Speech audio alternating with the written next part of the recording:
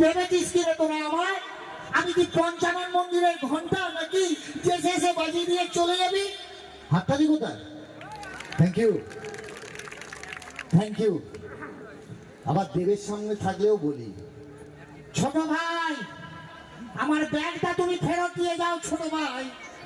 আমার ব্যাগ যদি হারিয়ে যায় ছোট ভাই, রামকৃষ্ণ দিব্যি ছোট ভাই, আগামী প্রজন্ম তোমায় ক্ষমা করবে না। হাততালি কোথায়? Thank you, thank you. বিশ্বাস করুন, আর তো কিছু জানি না, অভিনয় করতে জানি আর আপনাদের মুখে হাসি ফোটানোর চেষ্টা করি। যখন ক্যামেরার সামনে দাঁড়াই তখন আমার খেয়াল থাকে না আমার পাশে দেব আছে, জিৎ আছে, যিশু আছে, না সোহাম আছে। আমার খেয়াল থাকে না, আমার খেয়াল থাকে পর্দার সামনে আপনারা আছেন। আমি কোনো পুরস্কার পাইনি, খুব কম পুরস্কার পেয়েছি। আমার দরকার নেই পুরস্কারের। আজকে 2023-এর শেষ দিনে দাঁড়িয়ে বলছি, আমার পুরস্কারের দরকার নেই। আপনারাই আমার পুরস্কার, আপনারাই আমাদের ফিল্মফেয়ার, আপনারাই আমার Oscar. Thank you so much.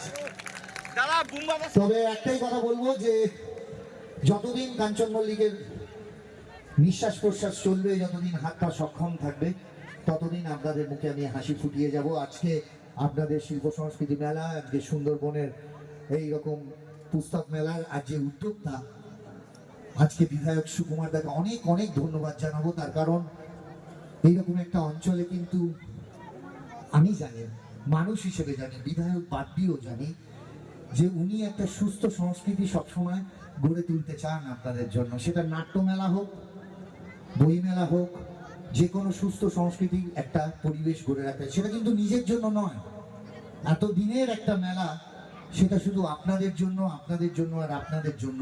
আমি অনেক জায়গায় গিয়ে শো করি অভিনেতা হিসেবে, বিধায়ক হিসেবে কথা বলছি না, কিন্তু কোনো খুব কম জায়গায় গেলে দেখতে পাই যে সেই অঞ্চলের বিধায়ক পুরো অনুষ্ঠানটা স্টেজের পাশে দাঁড়িয়ে হাতে মাইক নিয়ে অ্যাঙ্কারিং করে যাচ্ছে।